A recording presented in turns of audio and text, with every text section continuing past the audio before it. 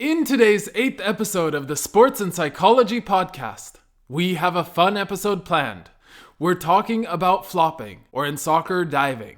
Why we do it, why we love it, and an approach to becoming a great flopper, or a great diver if that's what you want. So if you're a coach, player, or sports enthusiast, and you love, hate, or a mix of the two, flopping and diving, just like the rest of us, then you're right where you want to be.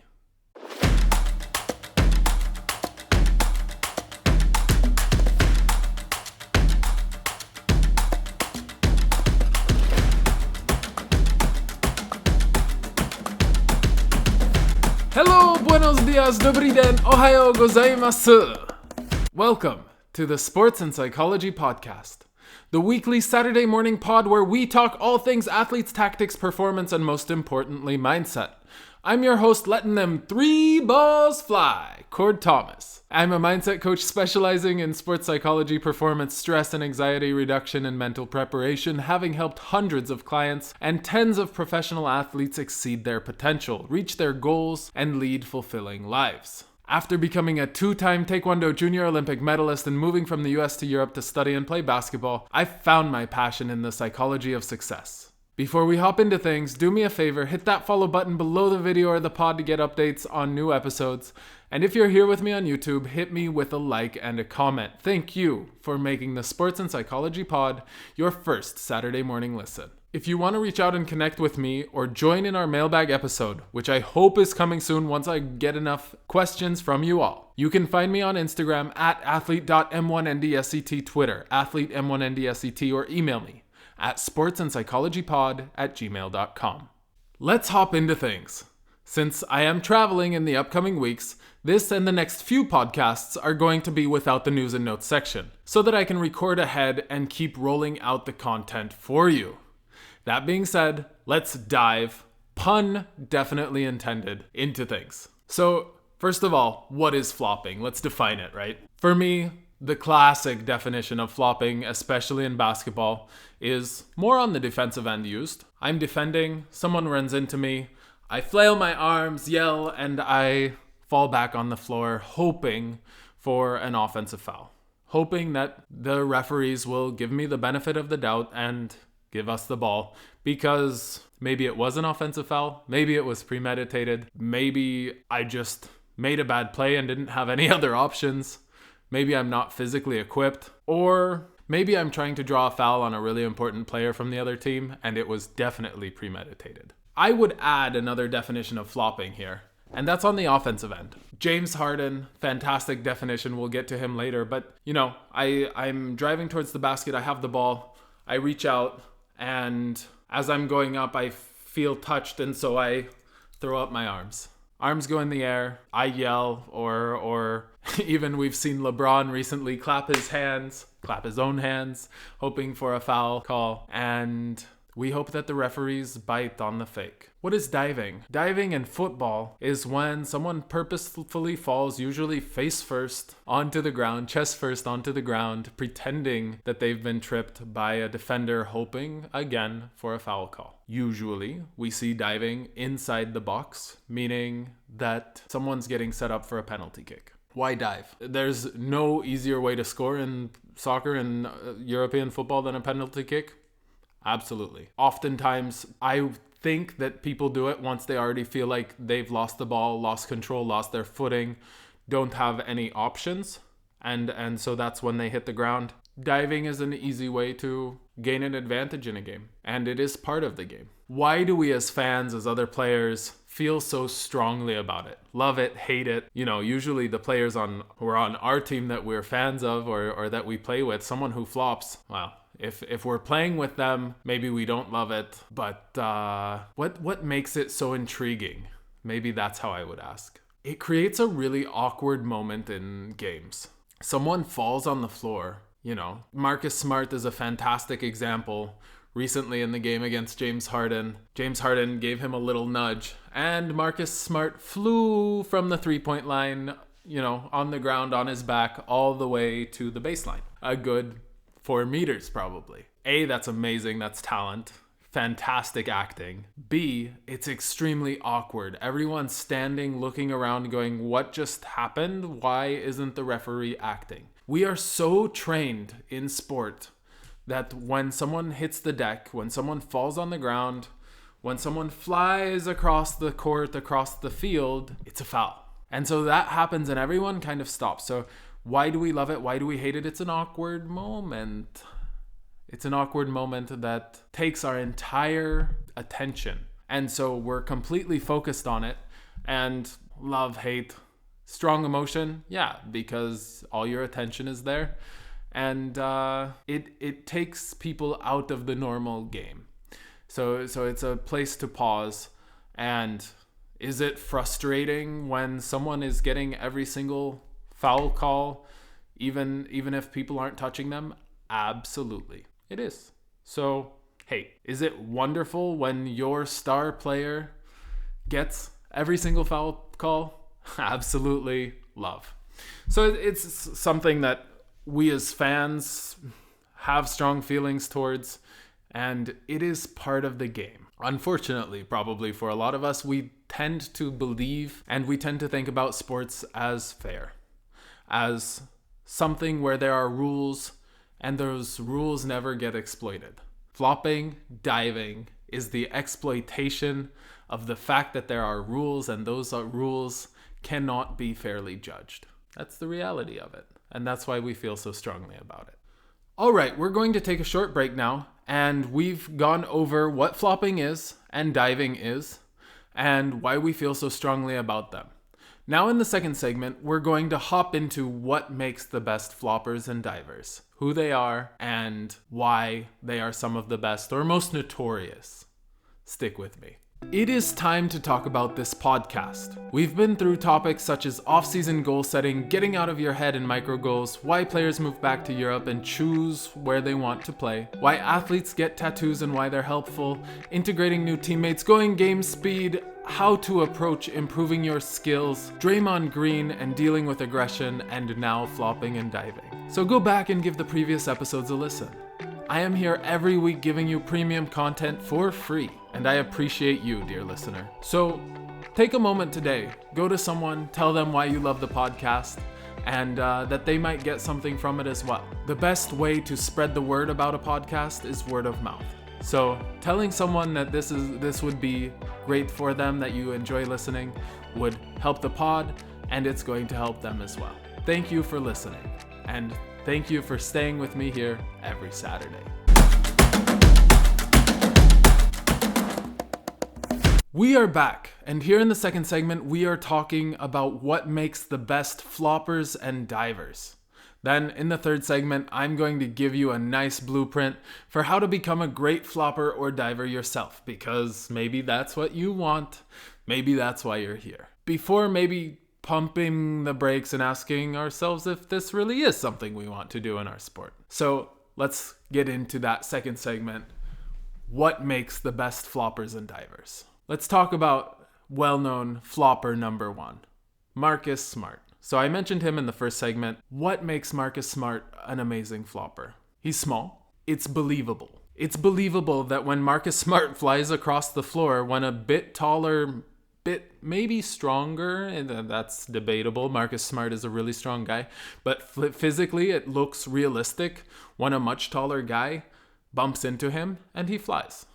Because we have, in our understanding of physics, in our understanding of human beings, this idea that if a taller person bumps into a smaller person, it's normal that that smaller person may fly. Where his gravity is a lot lower to the ground and he is a truck of a person in terms of how much strength he has.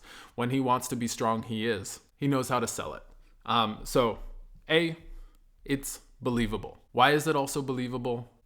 B, reputation. Marcus Smart has an amazing reputation as a great defender, as someone who stops people.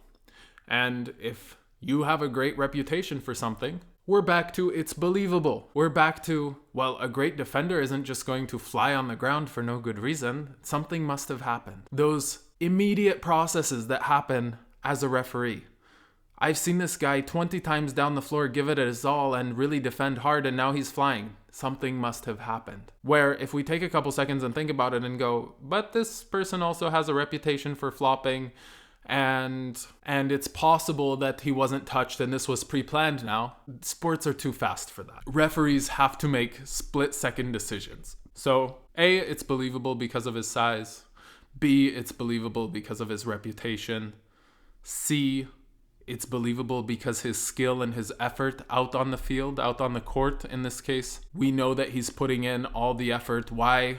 It is illogical for someone putting in as much effort as possible to start acting, to start flying on the floor when they've been getting up in people's grills. D, Marcus Smart is a great actor. That's it. If someone can act, then they can flop.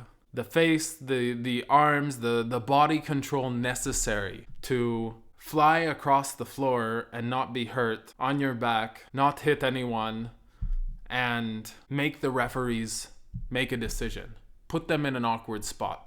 Make everyone stare at you in the entire arena because you've just flown across the floor. That is amazing acting. And it's taken practice, and I can guarantee you, every single one of you listeners, Marcus Smart has practiced his flopping. Oh yes, most definitely. Used in practice, probably has spent hours on it, making sure that when he does it, it is as believable as possible, like if someone hit him with a sledgehammer. Player number 2 I want to talk about is James Harden, who I wouldn't classify classically James Harden as a flopper. I mean, he's an NBA player, they all do it. But why is he great at it? Now, we're not talking defensive end, we're talking offensive end here. James Harden draws a ton of fouls. Why? A, I'm back to skill set. I'm back to the fact that if James Harden got to the rim without being touched 10 times out of 10, especially on the left side, I'd believe that he'd make every single one. He's a great player. We see it. We see that he has the skills to get past people, and he's not botching layups left and right. He's not missing things that are right close to the rim. So if he misses, we say, he must have been fouled. We see it on the court. Same as Marcus Smart. B, reputation. All-star, really great player. Reputation says this is a great player. So even if I'm not seeing it on a given night, I'm going to give him the benefit of the doubt because he has that reputation as a referee. C, this is something we haven't talked about with Marcus Smart. He is awkward on purpose. The same way Marcus Smart's awkwardness of I just fell on the floor and flew across the court for 3 meters gets everyone's attention. James Harden's awkward movements gets attention because they're not used to what we're seeing from a young age with basketball, where someone's going up for a layup and they keep the ball here and they're in tight, moving back and forth. They have the ball close to their chin. No, James Harden is pulling his arms straight out forward and gathering contact and bringing his arms up and down and then trying to go up for a shot. And he's looking for the contact, and as soon as that contact happens, flail. It works. Why does it work? There's a reputation. There's the real thing. It's believable. And it's an advantage if I can show the referees that there's been a foul. If he's not doing that, if he's staying in close, he's scoring 70% of the points that he already scores. But why not take advantage of scoring points at the free throw line, which for such a great shooter like James Harden, free points. Why not take those free points? It's part of the game. So learning how to manipulate the defense with what I'm already good at and then flail on top of it and get extra fouls and get extra points, why not? It's believable. He has the reputation. He's learned how to be awkward and draw attention.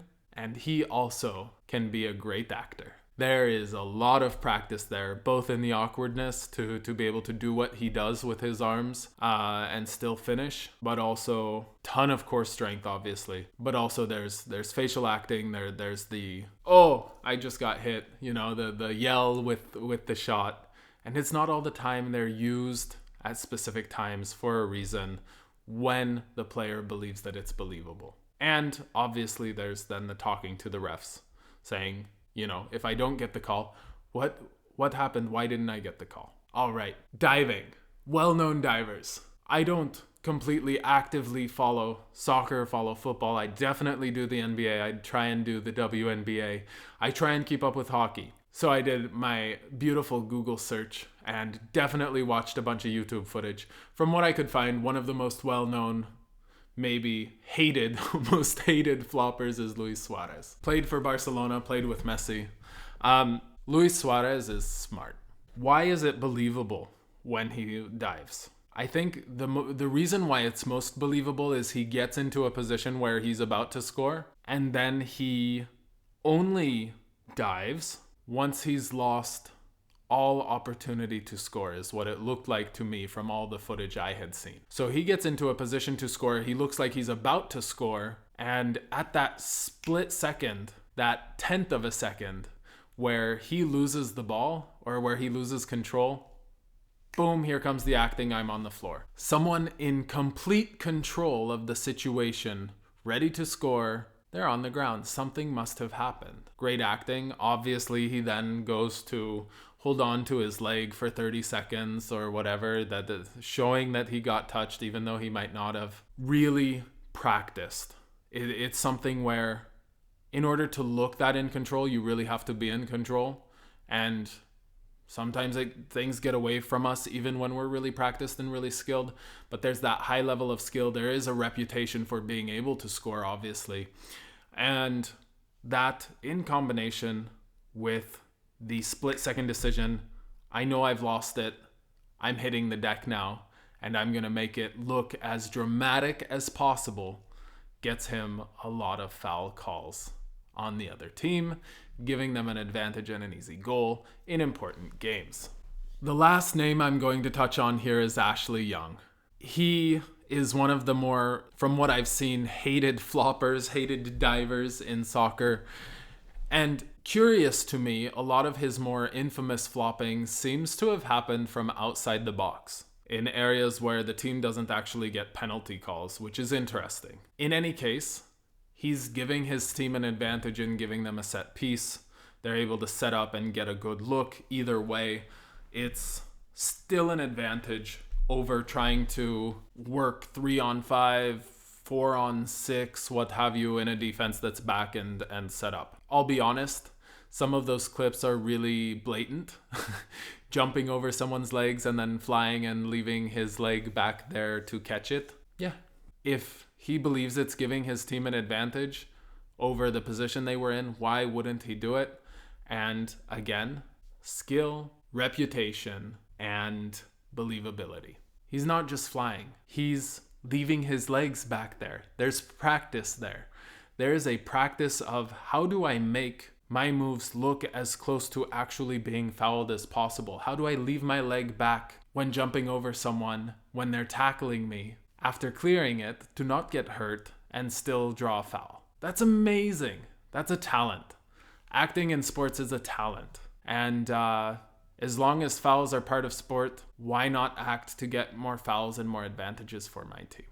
We've noticed a couple of things in common with these players. Skill.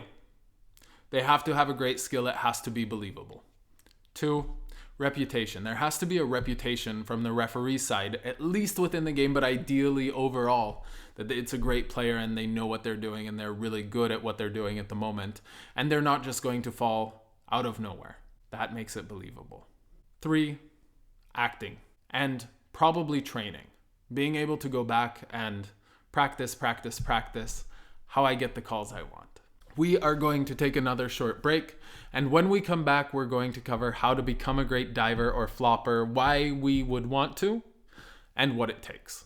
Stick with me, we'll be right back. It is time for me to talk about my services.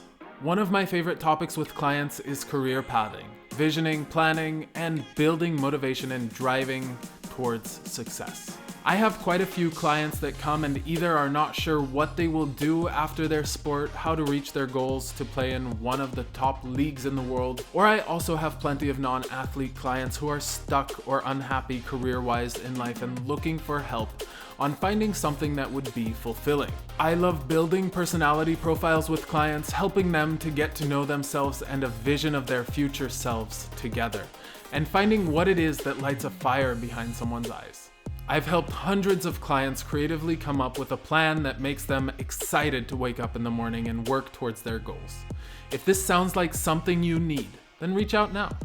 Send me a few sentences on what you're struggling with, and I'll tell you directly whether or not we would be a good match, and if not, I'll do my best to recommend someone who would.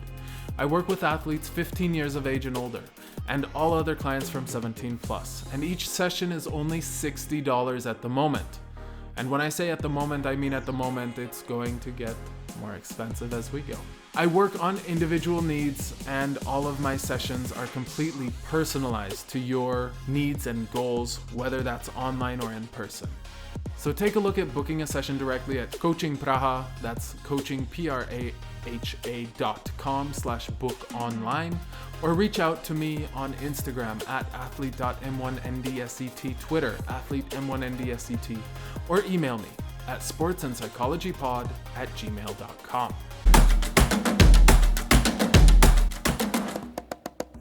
Welcome back to the Sports and Psychology Podcast. In the second segment, we covered some of the most well-known floppers or divers in the basketball and soccer world. Now in the third segment, we're going to dive into how to get good at it and why we might want to. I'm going to tackle the why first. Damian Lillard is my example. The first 4 or 5 years in the NBA, he didn't get many foul calls, and he was getting fouled. He was so strong that he wasn't getting bumped off his spot, and he was getting to the hoop but couldn't finish, or was finishing and wasn't getting the extra foul, the extra points, because he wasn't doing anything extra, and he was strong and is strong. Gets to the hoop, makes his move, boom, it's in. Where's the foul call? I'm getting fouled. He went back and said, I'm being aggressive, I'm doing all the things necessary to get the fouls, and I'm getting fouled. Why aren't I getting the calls? The answer was, it was believable. With his skills level, he was going through the fouls and still putting up amazing numbers, but he wasn't embellishing. And so the refs weren't noticing it. The refs weren't noticing that his body was being bumped because he didn't move. He kept going, powering through it, which is amazing. But if I can get an extra point here or there, that's going to make a difference to the end result of the game. So he went back and he learned, well, first he probably asked himself, what am I good at? And when am I getting fouled? When can I get fouled? Fantastic. Okay, now I know what I'm good at. So I'm good at going right to left, crossover dribble, going left to the rim, getting bumped, finishing with my left. That's something that Damian Lillard has done since he was a rookie. Okay, I know what I'm good at. I know what I'm getting bumped. What can I do to draw a foul? And now here's the fun part. You won't see it much in his rookie seasons, but Dame wasn't falling on the ground after a lot of shots. He wasn't, when being bumped, there wasn't the body movement because he wanted to finish the shot successfully. Now when he gets bumped, the body flies.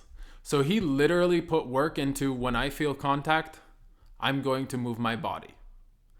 He put work into, when I feel contact, arms flail. Whatever to show the referees that contact is being made. You hear him yelling a lot more now, which he didn't do multiple seasons in the beginning. He put the work in, and it has brought huge benefits to him. What if we look at the business perspective? It's kind of like if I wanted to do less work for my job, I would take the example of maybe a car salesman. If I've heard from 5 people that someone is really fair, I could totally be faked out. I could totally be ripped off by that person.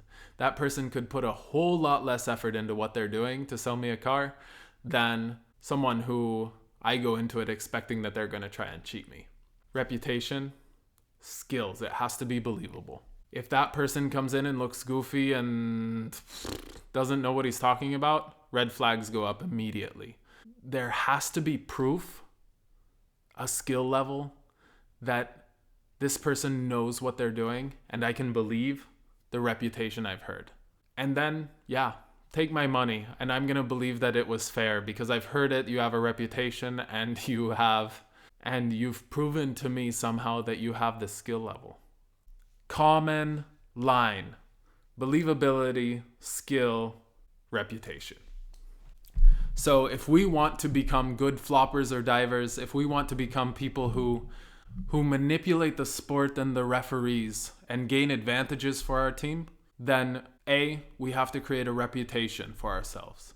We have to go in with the reputation that, man, this guy is a great three-point shooter, or man, this guy can really get to the rim and he scores when he does. B, we have to prove that skill first in the games, that it's there, that there is control, that we can get to the goal, that we're faster than other players, that we're hitting those three-pointers, that we're driving to the rim and scoring. And then C, we have to add the acting. Move the body when we're touched or not touched. It doesn't matter at that point. If it's believable, we can manipulate the sport as much as we want. There's a level to this where flopping and diving ideally shouldn't be premeditated. For it to be believable, we can't have it completely premeditated. Now, on the defensive end, there's a split second where we can kind of premeditate it. We see someone charging at us, or we know someone has a tendency to push out their arm. We can premeditate when to dive back. But other than that, ideally, these things should come based on the training that we've done, and when we feel contact or when we would usually expect contact, then we have a learned set of actions that our body automatically takes to draw the fouls. Referees are part of the game, and that's okay. Referees are part of the game. Why not use them to our advantage? An advantage is an advantage. If it helps us win the game, you did your job. Fantastic. Something that defenses especially are always going to do is try and find areas where the ref isn't watching. They're going to push the limits of the rules. Flopping, diving, keeps defenses honest. If someone has a reputation for acting a little bit, I'm going to be extra careful because I know probably that's going to get me in trouble in the game. So if we want to keep defenses honest, if we want to make sure that everything is actually fair, we're not getting fouled, we're not getting pushed in certain areas, then a bit of flopping or diving probably doesn't hurt. Now, if you want to be stubborn and tell me, Cord, I want to play honestly, the advantage for me isn't as important as me feeling like I'm playing fairly, that's amazing. Hats off to ya. You have a higher moral standard than I do. To me, winning, doing everything I can to be the best in my sport is the most important thing. Not quite the same for business, but if I can do the best I can in my sport, even if that means falling on the floor every once in a while, even when I could have stood up, yes, absolutely do it. I hope that you've had a great time here with me discussing flopping and diving. If you have other ideas, comments, or just completely disagree with me, make sure you send me an email at sportsandpsychologypod@gmail.com and I'll definitely respond.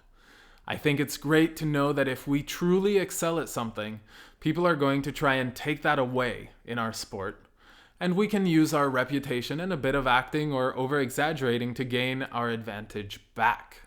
Thank you for listening or watching here on YouTube to the Sports and Psychology Podcast. Please tell your friends if you like the pod. I'm streaming every Saturday morning everywhere you can find podcasts as well as on YouTube. If you want to get your questions into a mailbag or give me your thoughts, give me a comment below on YouTube or reach out on Instagram at athlete.m1ndsct, Twitter, athletem1ndsct, or email at sportsandpsychologypod@gmail.com. Do me a favor and hit that like and subscribe button and make sure to leave that 5-star review on Apple Podcasts. And in the words of Blazers rookie Jabari Walker, don't let today get the best of you. Get the best of today. Have a great weekend, everyone. Talk to you next week.